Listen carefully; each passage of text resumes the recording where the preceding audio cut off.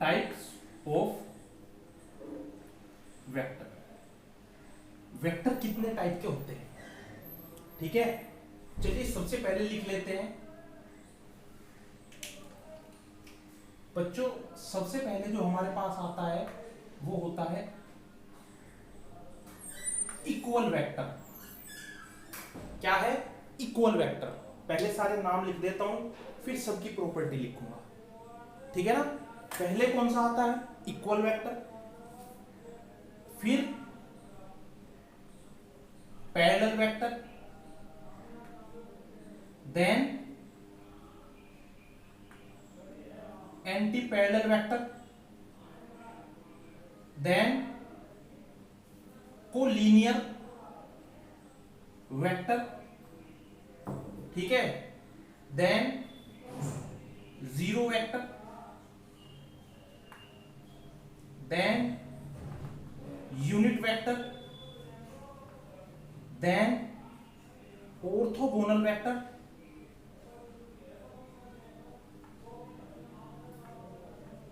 Then polar vector,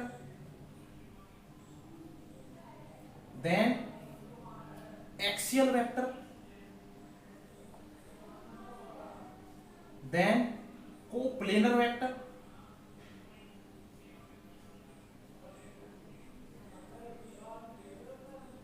in last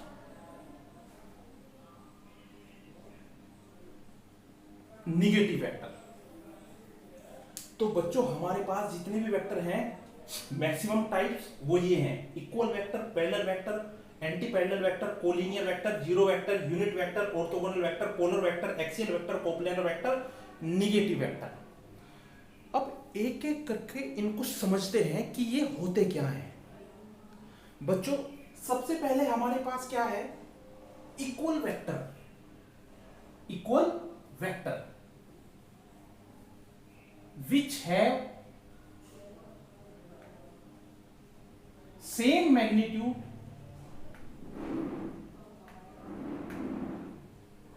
and same direction,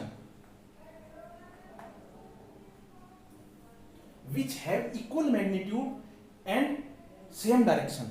actually बच्चों जो हम वेक्टर को रिप्रेजेंट करते हैं वो इससे रिप्रेजेंट करते हैं, ठीक है ना।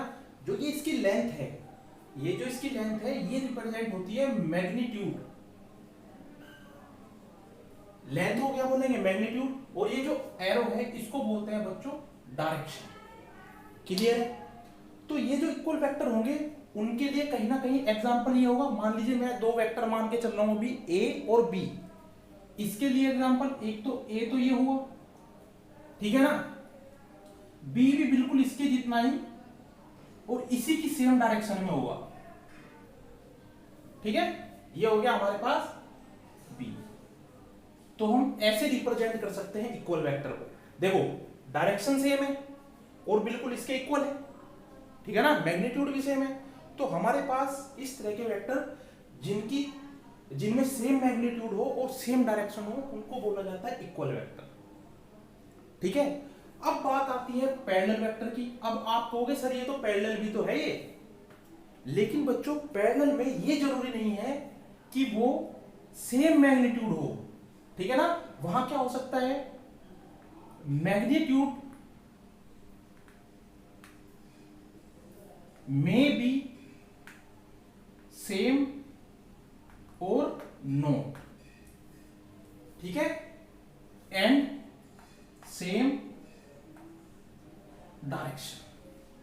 अगर मैं यहां इसको दिखाऊं तो कैसे रिप्रेजेंट कर सकता हूं बच्चों? देखो ये तो मैंने मान लिया ए,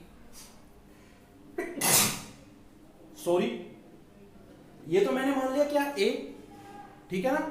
और सेकंड वाला इससे थोड़ा लंबा दिखा देंगे,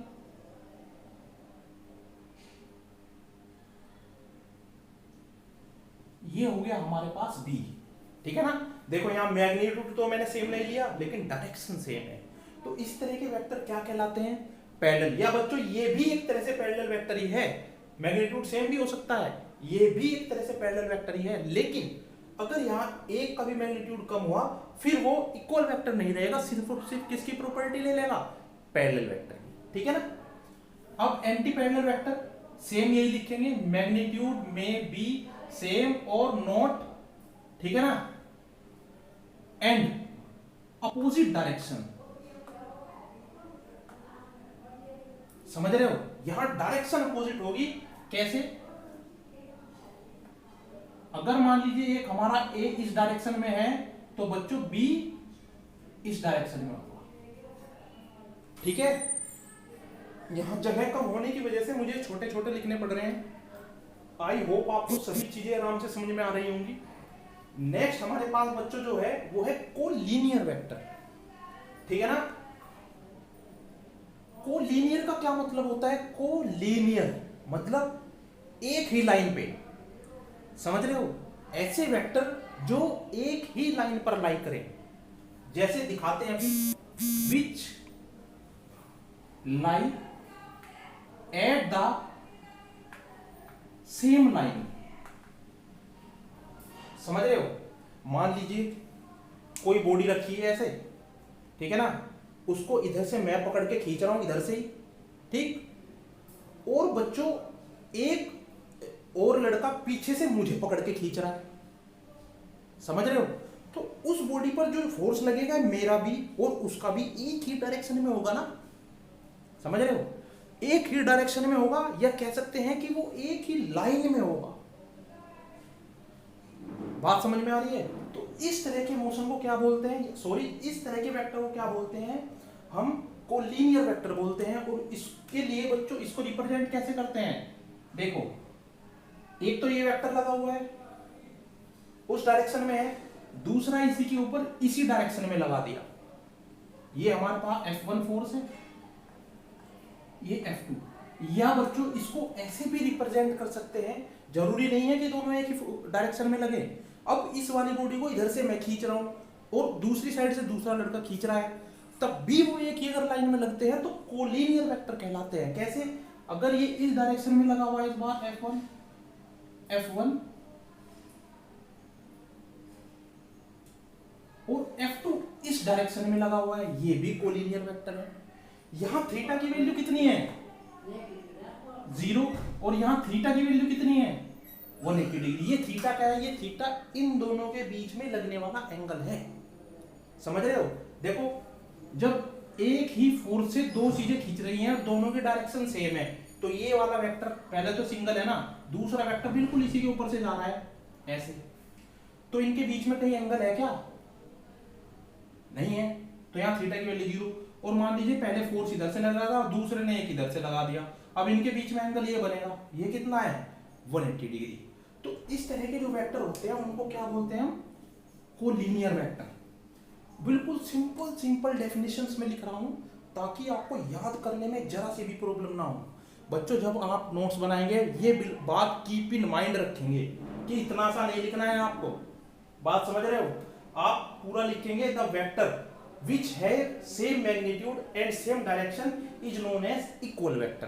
तब इसका एग्जाम्पल नीचे लिखेंगे और ये वाला एग्जाम्पल लेंगे। जब फिर दोबारा लिखेंगे parallel vector, the parallel vector are those which have same whose magnitude may be same or not be same. This type of vector is known as parallel vector. Example पे ये दोनों लिखेंगे। Let us consider two vector A and B which is shown in below, और दोनों की फिर figure देंगे, ठीक है। इसी तरह से anti parallel vector, the vector whose magnitude may be same or not but direction will be opposite is known as anti parallel vector। फिर नीचे एग्जांपल लिख के ये वाला चित्र बनाएंगे। ये बिल्कुल शॉर्ट में सिंपल मेथड में आप लोगों को बता रहा हूं ताकि आप कभी भी इसको भूलें नहीं। कहने का मतलब है इसको रटे नहीं, ठीक है ना। इसके बाद बच्चों हमारे पास क्या आता है? Zero vector. जीरो वेक्टर के लिए जीरो वेक्टर में क्या होता है? whose magnitude is 0, ठीक है। जिसका मैग्नीट्यूड 0 हो बट डायरेक्शन 0 नहीं हो, वो लिखने की जरूरत ही नहीं है, बस इतना लिख दो whose मैग्नीट्यूड 0, तो वो खुद ही कैसा हो जाएगा? 0। यूनिट वेक्टर, ये इंपॉर्टेंट वेक्टर है। ये वेक्टर ही डायरेक्शन को डिफाइन करता है। आगे बहुत जगह आप इसको पढ़ने वाले हैं यूनिट वेक्टर को, हर जगह। जहां भी आपको डायरेक्शन लिखनी होगी आप इसको यूज करेंगे, ठीक है ना। यूनिट वेक्टर किसके लिए यूज होता है? Unit vector will be use for the define of direction, ठीक है। और ये होता क्या है?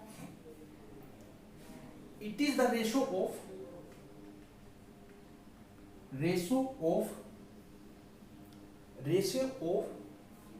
Vector and magnitude. Ratio of vector and magnitude is known as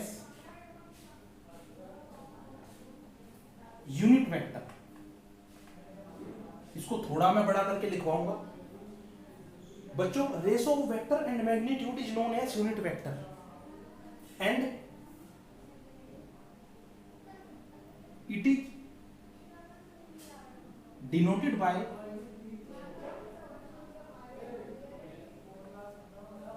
an cap. इसको ऐसे दिखाते हैं, एन इसके ऊपर कैप लगा देंगे। एक्चुअली एन कैप को तो मैंने सिंपल ऐसे लिखा है, लेकिन आपके पास बेसिकली यूनिट वेक्टर 3 है, आई cap, j cap, k cap. उन तीनों में से मैंने इसका जनरल नाम ले लिया एन कैप। ऐसे कैप लगाते हैं इसके ऊपर, ठीक है ना। जिसके ऊपर भी कैप लगा देंगे आपको क्या हो जाएगा? Unit vector. अब ये डेफिनेशन कहती क्या है बच्चों? मान लीजिए हमारे पास एक वेक्टर है, let us consider a vector A. ये कोई वेक्टर है और हमें पता है वेक्टर को कैसे डिफाइन करते हैं। ये वेक्टर किसका वेक्टर है? तो ऑब्वियस सी बात है ये क्या होगी? फिजिकल क्वांटिटी होगी, ठीक है ना। और हमें पता है फिजिकल क्वांटिटी को कैसे रिप्रेजेंट करते हैं? Magnitude into direction. बच्चों अगर हमारे पास वेक्टर क्या है? ये है, ठीक है ना। और इसका magnitude and magnitude A, direction comma लगा करके डायरेक्शन ए कैप, देन अब इसके बाद लिखेंगे देन फिजिकल क्वांटिटी को मैग्नीट्यूड इनटू डायरेक्शन रिप्रेजेंट करते हैं, ठीक है। तो हमारे पास क्या, मैं इसको ऐसे लिख सकता हूं, A is equal to A into A cap. कर सकते हैं ऐसे डिफाइन इसको?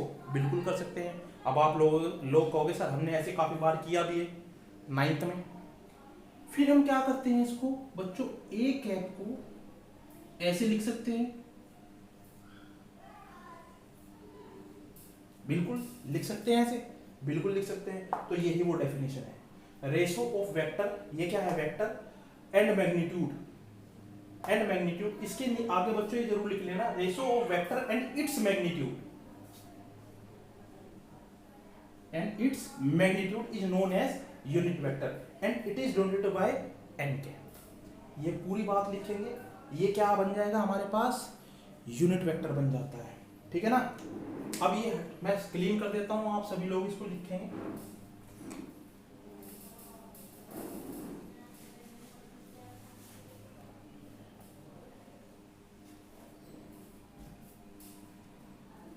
इसी में ही लिखो, देयर आर 3 टाइप्स ऑफ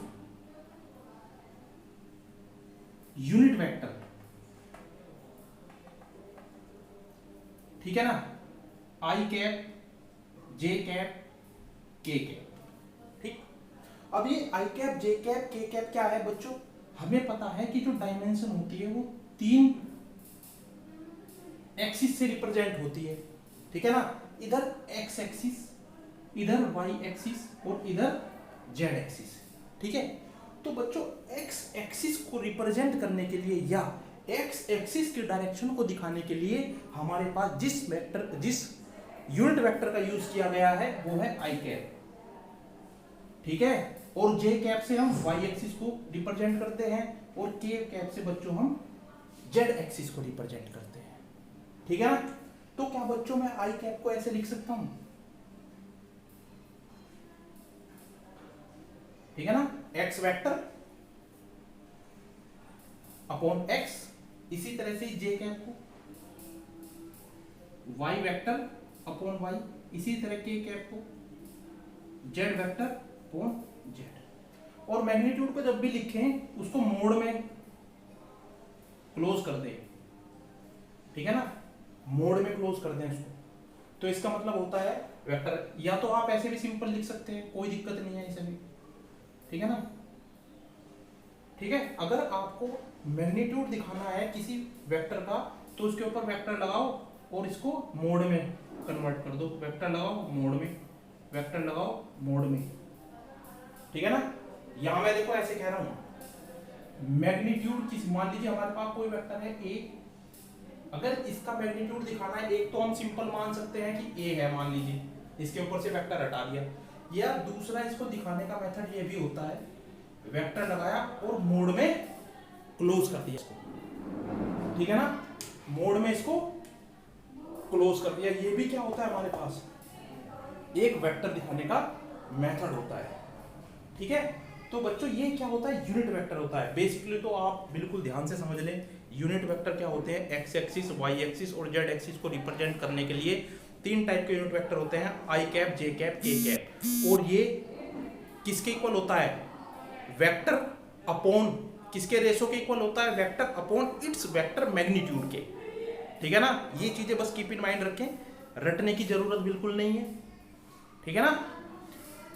तो ये हमारे पास यूनिट वेक्टर की कहानी है। इसके बाद बच्चों जो हमारे पास आता है वो है ऑर्थोगोनल वेक्टर,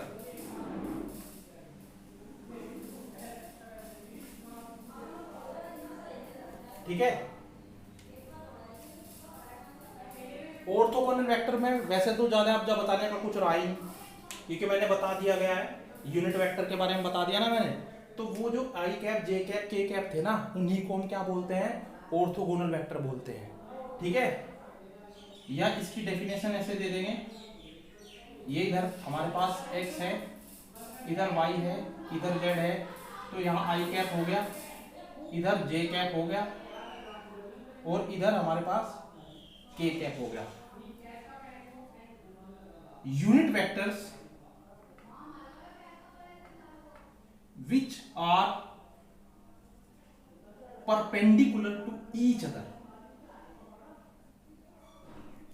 ठीक है। वो यूनिट वेक्टर जो एक दूसरे के परपेंडिकुलर होते हैं क्या बोलते हैं उनको, इज नोन एज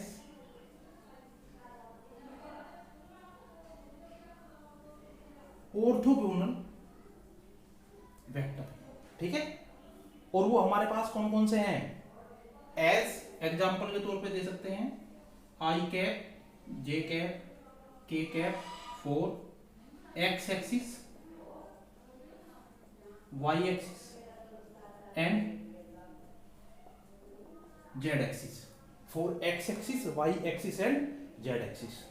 तो बच्चों ये ऑर्थोगोनल वेक्टर की डेफिनेशन है, कई बार ये बहुत इंपॉर्टेंट है, यूनिट वेक्टर भी और ऑर्थोगोनल वेक्टर भी ये बहुत इंपॉर्टेंट है, ठीक है ना। इसके बाद हमारे पास जो बच्चों नेक्स्ट है, इसको साफ करना पड़ेगा मुझे, तभी मैं नेक्स्ट भी यहां लिख पाऊंगा, ठीक है ना।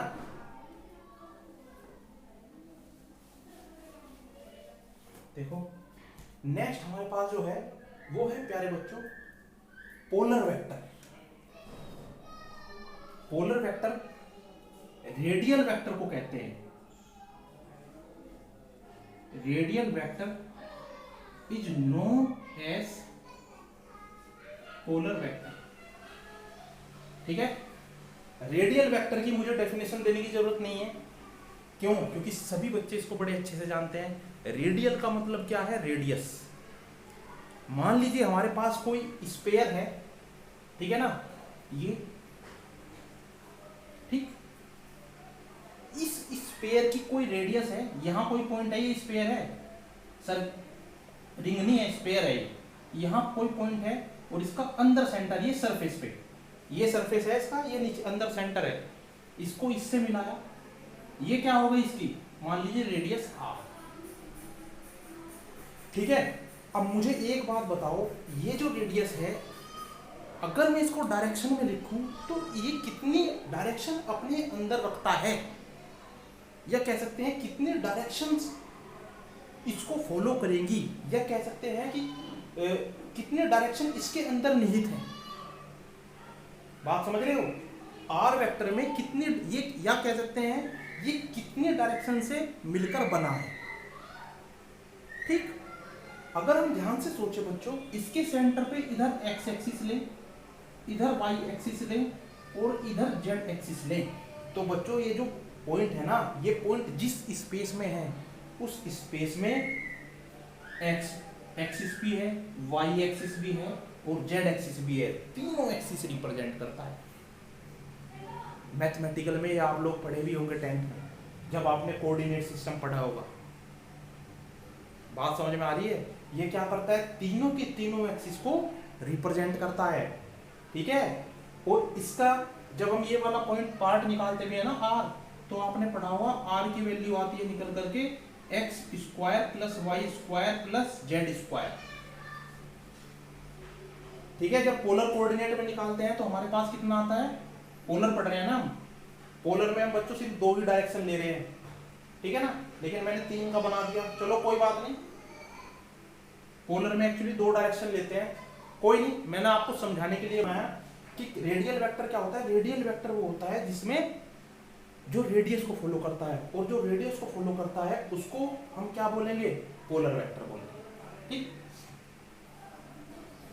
इसकी ज्यादा डेप्थ में जाने को आपको जरूरत नहीं है, क्योंकि इसका यूज अभी आपके यहाँ नहीं होगा, ठीक है ना।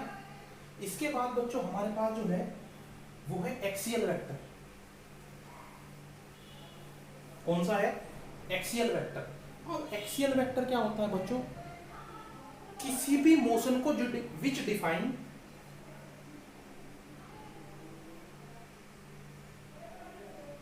टू द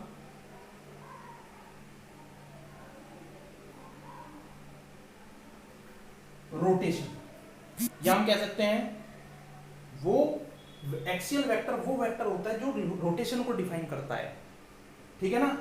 एक्सियल मान लीजिए, क्योंकि जब भी रोटेशन होगा, मैंने इससे पहले बताया आपको मोमेंट ऑफ इनर्शिया के बारे में, जब भी रोटेशन होगा किसी ना किसी एक्सिस के चारों तरफ होगा। ऐसा तो है नहीं कि बिना एक्सिस के हम रोटेशन करा सकते हैं। कोई भी सर्किल है उसको किसी ना एक्सिस की तरफ तो घुमाना ही पड़ता है, बीच में कोई तो उसकी पॉइंट फिक्स मानी जाती है, समझ रहे हो। तो हम कैसे बॉडी को घुमा सकते हैं, या तो ऐसे घुमा सकते हैं, ठीक है ना, या बच्चों हम ऐसे घुमा सकते हैं। 2 तरीके से बॉडी को हम घुमा सकते हैं। ये मैं सामने से घुमा रहा हूं ऐसे, या ऐसे भी घुमा सकते हैं, ऐसे भी घुमा सकते हैं। मैं कैसे घुमा रहा हूं उसको, सामने।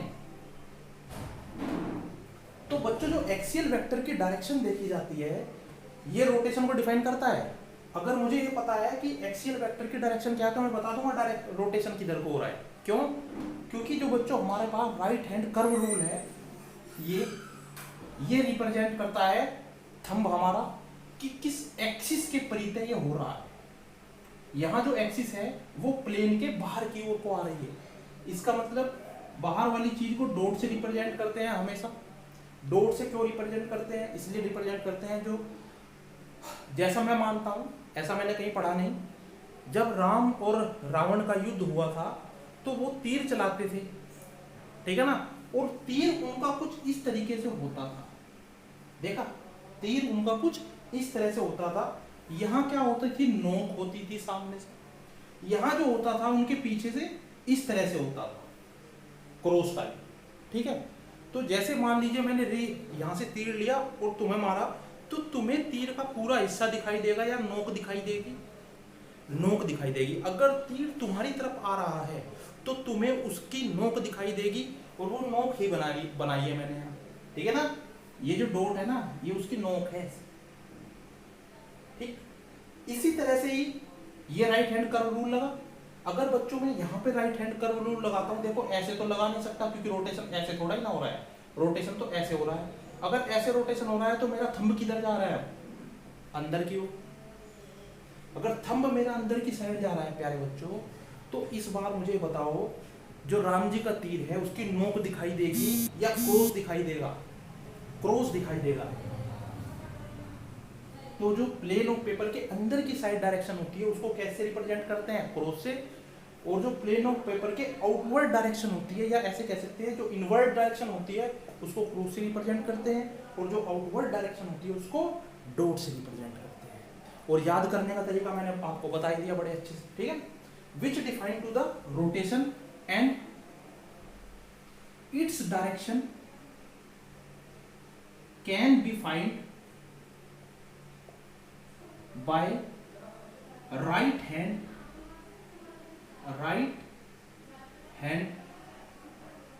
Curve rule.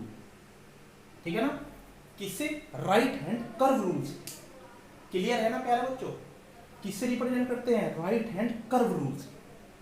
राइट हैंड ये है, इसको कर्व करा, कभी इधर कभी इधर कभी इधर कभी इधर कर्व करना पड़ेगा। तो जो हमारा थंब की डायरेक्शन होगी वो रिप्रेजेंट करेगी किसको? एक्सियल वेक्टर को। ठीक है ना, तो मैं इसको हटा देता हूं नेक्स्ट वेक्टर समझाने के लिए। नेक्स्ट है जो बच्चों हमारे पास वो है कोप्लेनर वेक्टर। जैसा कि इसके नाम से रिप्रेजेंट हो रहा है, कोप्लेनर, जो एक प्लेन में हो। समझ रहे हो? जैसे ये बोर्ड है, ये बोर्ड एक प्लेन ही तो है, इस पे वेक्टर चाहे ऐसे हो चाहे ऐसे हो चाहे ऐसे हो चाहे ऐसे हो चाहे कैसे भी हो, सारा का सारा क्या है? इस प्लेन में है। बात समझ में आ रही है? तो जो vector which lie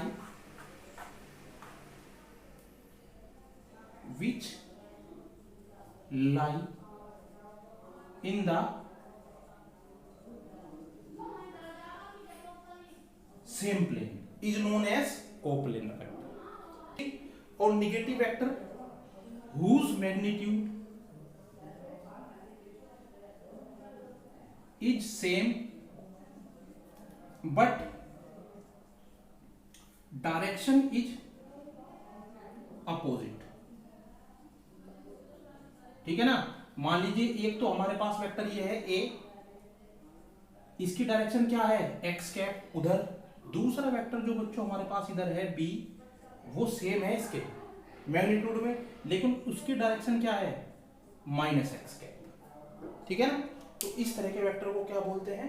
negative vector बोलते हैं। तो ये बच्चों 11 कितने टाइप के? 1 2 3 4 5 6 7 8 9 10 11 टाइप के हमारे पास वेक्टर्स हैं। ठीक है ना, तो ये सभी आपको क्या करने हैं? याद करनी है इनकी डेफिनेशन अच्छे से। आई होप आपको भी याद करने में तो प्रॉब्लम आने की नहीं, क्योंकि एक बार समझ में आ गया और इनको कोई इतनी तगड़ी डेफिनेशन भी नहीं है कि उनका रट्टा मारने पड़े, सिर्फ समझ में इनके नाम से ही चीजें क्लियर हो रही हैं कौन वेक्टर क्या है। क्लियर है? अब बच्चों इसके बाद जो हमें पढ़ना है